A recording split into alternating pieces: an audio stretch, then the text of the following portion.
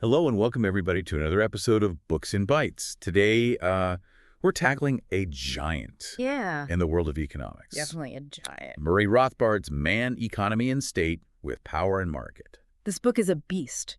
Rothbard builds this whole system, a systematic critique of mainstream economics, and then tries to construct a whole alternative framework for understanding the free market. Yeah, we're in for a wild ride then. Yeah. So before we get lost in the weeds, can you give us a roadmap? Okay. What are the main themes that Rothbard tackles in this? Absolutely. So at its heart, the Okay. book is really about human action, right? This idea that everything we do is purposeful, it's aimed at achieving some goal. Okay. And from there, he kind of teases out all of the implications of scarcity, of subjective value, and then how prices emerge in a free market. Yeah. He dives deep into production, entrepreneurship. He challenges traditional notions of capital and interest. And then finally, he critiques monopolies, government intervention, Yeah. and lays out a case for a truly free market society. That's quite the agenda. Yeah. Okay, so let's dive in. Oh, okay. Rothbard starts with this idea of human action. Right.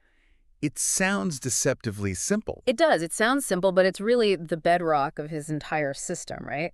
So Rothbard's argument is that every single human action, from choosing what to eat for breakfast to Right. building a spaceship, is driven by this desire to achieve a preferred future state, right? We're all acting with a purpose, even if we're not always consciously aware of it. So even grabbing that extra donut is a calculated act Yes. to achieve, like, donut bliss. Exactly. We act because we believe the future will be better if we do something than if we don't.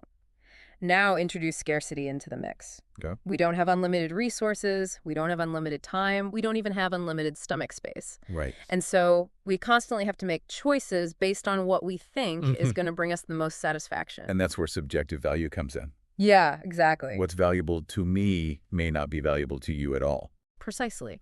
So Rothbard really rejects this idea that, value is inherent in things themselves, right? So a diamond might be worthless to somebody who's dying of thirst in a desert. Value is determined by the individual, Right. by how much they desire something. Which leads us to one of the most important concepts in the book. Yeah. And honestly, this one kind of blew my mind a little bit. Marginal utility. Yeah. Can you unpack that one for our listeners? So imagine you're offered unlimited pizza. Okay. Delicious, right? So that's good. But, as you eat each additional slice, yeah, it's still good. Yeah. But it's less satisfying than the one before. Right. That's marginal utility. It's not the total utility of the pizza that matters most. It's the value of each additional unit Right. that you acquire. Okay. That's making more sense. Yeah. I'm guessing this applies to more than just, pizza binging. Oh, absolutely. So it explains, for instance, why water, which is essential for life, is so much cheaper than diamonds, which are pretty Right. but not necessary for life. Yeah. It's not about this inherent usefulness. It's about the scarcity of the marginal unit. That's a real aha moment right there. So we've got humans acting with purpose, bumping up against scarcity, valuing things subjectively. Where does money enter this picture? So Rothbard actually paints this fascinating picture of how money emerges naturally out of barter systems. Yeah. Imagine trying to find somebody who has what you want and also wants what you have. Yeah. It's incredibly inefficient. Right? Yeah, what a logistical nightmare. Exactly. And so the most marketable commodities, the things that are easily traded, that are widely desired, they gradually become these mediums of indirect exchange, and they evolve into money. Okay, so that makes transactions much smoother. Yes. But why hold on to money? Why not just spend it all immediately? Well, because we have a demand for what's called a cash balance, right? It's not just about immediate purchases. It's about having something in reserve for future exchanges that we anticipate making, right? It's about planning for the future, having a reserve for unforeseen expenses. And even saving up for larger purchases. And speaking of the future, Rothbard links this to something he calls time preference, right? Yes. And this is, again, I think, a universal truth that we value, generally speaking, we value a good or service more in the present than in the future. We prefer satisfaction now, all else being equal. And this is reflected in interest rates, right? Which are essentially the price we pay for delaying gratification. That's a fascinating way to think about interest rates. Yeah. So how does Rothbard take all these individual actions, all these individual choices, and weave them into this larger picture of the market? So he uses this theoretical tool called the evenly rotating economy, or Okay. the ERE. Now, it's not the most exciting name. And it's more catchy now. It's not the most catchy, but it's really helpful for isolating economic principles. So imagine an economy that's frozen in time. There are no changes in technology. There are no changes in the quantity of resources. No changes in consumer preferences. It's totally static. It sounds a bit utopian, but I'm guessing reality is far more messy than that. Oh, absolutely. The real world is dynamic. It's uncertain. Right. And that's where entrepreneurs come in, right? They thrive on uncertainty. They're the ones who are anticipating future market demands. They're taking risks.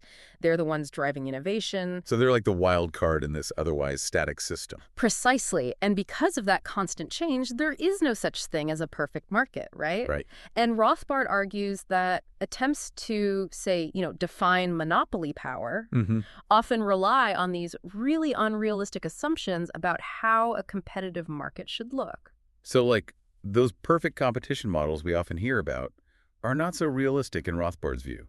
Not really. The real world is messy, it's constantly evolving, and it's through that lens that we have to understand things like pricing. And speaking of which, Rothbard has some pretty radical things to say about the very factors of production. You see, in mainstream economics, you often hear about land, labor, and capital as these independent factors of production, right? Rothbard really challenges that, and particularly when it comes to capital. Okay, I'm sensing there's more to a hammer and nails than meets the eye. Exactly.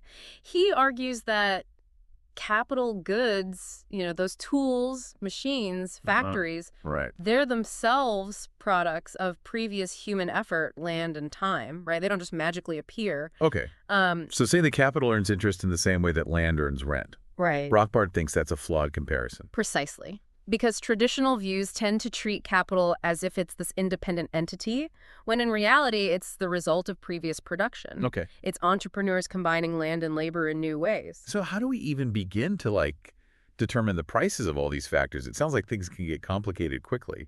They can, especially when you start to factor in varying degrees of specialization.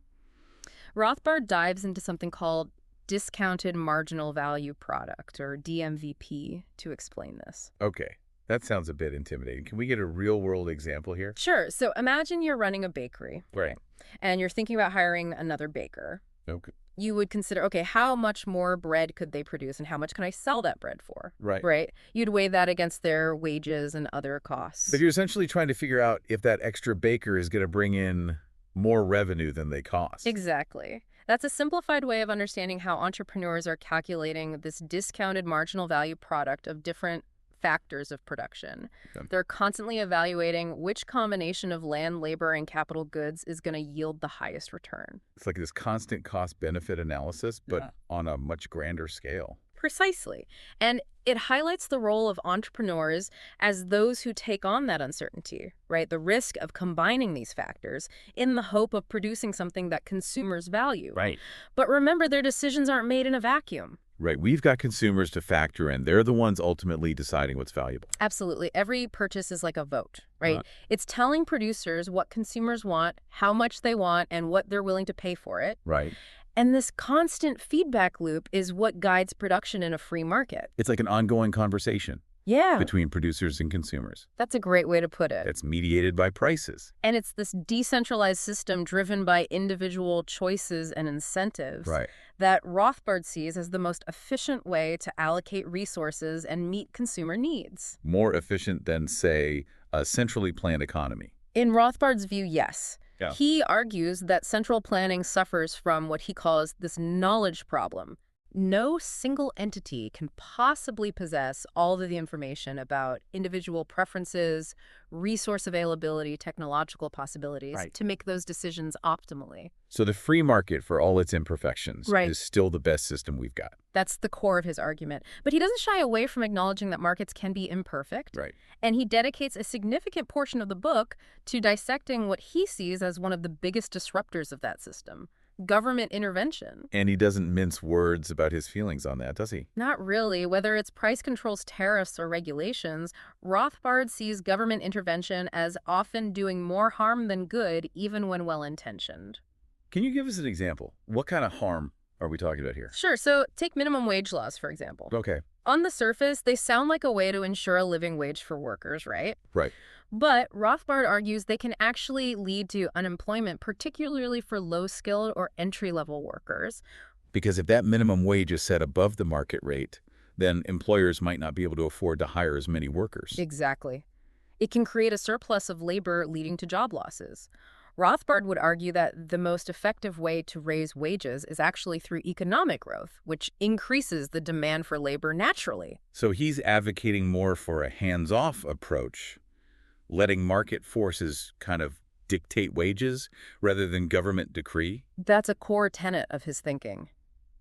And this applies to more than just wages. He critiques things like government-created monopolies, arguing that competition, even if it's messy, Yeah. is ultimately more beneficial for consumers. So it's about trusting that dynamism of the free market to self-correct, Yeah. to innovate, and Yeah. ultimately to deliver the goods and services that consumers actually want. That's the crux of it. Now, this isn't to say that Rothbard wants complete anarchy. Right. He does believe there is a limited role for government in protecting individual rights, enforcing contracts, maintaining law and order. So it's about finding that balance between individual liberty Right. and the need for a framework that allows for a functioning society. Exactly. But he's very much on the side of minimizing coercion, of ensuring that individual choices aren't unduly restricted by the state. Which brings us to, I think, a point that Rothbard hammers home repeatedly in the book, Yeah. which is this distinction between voluntary exchange and coercion. Right.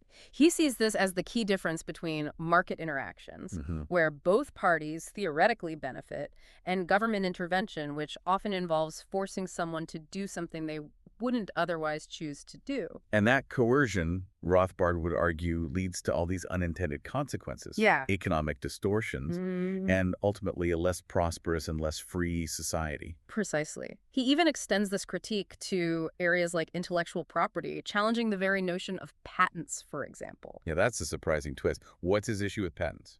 So Rothbard argues that patents, while seemingly protecting innovation, can actually stifle it by granting these temporary monopolies. He believes that they hinder competition and prevent others from building upon existing ideas. So in his view, the free flow of ideas, even without the protection of patents, would ultimately lead to more innovation and more progress. That's the argument. It's a radical notion, and one that has sparked a lot of debate. It's clear Rothbard is not afraid to challenge conventional wisdom. Not at all. And that's what makes Man, Economy, and State such a compelling read. It's intellectually rigorous, it's meticulously argued, and it really challenges you to think differently about economics and the role of the state. We've covered a lot of ground here, from the foundations of human action and the intricacies of pricing to the ethical dimensions of the free market. Yeah. What are some of the key takeaways you hope listeners will glean from this deep dive? It seems like Rothbard really wants us to re-examine those assumptions we make about, how the economy works, Yeah. what role the government should play or shouldn't play. Absolutely. And he doesn't just offer these abstract theories. He actually dives into some very specific policy debates, like the role of central banking and the gold standard. Ah, yes. Rothbard was a staunch advocate for sound money. He was a big proponent of that. Right. He saw government manipulation of the money supply as one of the most harmful forms of intervention, leading to inflation, economic instability, and ultimately harming the very people it's supposed to help. So for Rothbard, a return to the gold standard would be a step towards a more, stable and prosperous economy. Precisely. He believed that tying the money supply to a commodity like gold would impose discipline on governments, right? Prevent them from just printing money recklessly. It's fascinating how his views on money tie back to these core beliefs about individual liberty. Exactly. So for Rothbard, sound money wasn't just about economic stability. It was about limiting the power of the state. Right. And preserving individual freedom. Which brings us to, I think, another area where Rothbard kind of parts ways with conventional thinking.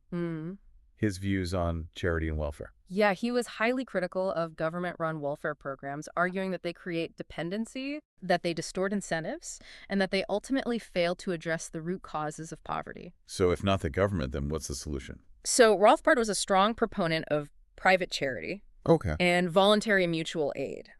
He believed that these forms of assistance driven by compassion and community ties are far more effective and humane than these large bureaucratic welfare programs. It's about empowering individuals to help one another rather than relying on the state as this kind of like primary provider. Exactly. And this gets to the heart of Rothbard's vision for a free society, right? One where individuals are free to make their own choices, to pursue their own goals, and to help one another through voluntary cooperation. So it's not just about economics. Okay. It's about a fundamental shift in how we view the relationship between the individual, the market, and the state. Precisely. Rothbard challenges us to imagine a world with less coercion, more individual responsibility, and a deep respect for the power of voluntary interaction. It's a bold vision, and I imagine one that continues to generate debate and discussion today. Without a doubt. Man, economy and state is a challenging read, but it's an essential one for anyone who really wants to understand the foundations of the free market, the ethics of economic interaction, and that enduring power of individual liberty. Well, this deep dive has certainly given us a lot to chew on. It has. We've explored those intricate workings of the market, the crucial role of entrepreneurship, and, of course, the dangers of unchecked government intervention. We've grappled with Rothbard's critiques of mainstream economics. His, at times, I would say, radical proposals for a truly free society.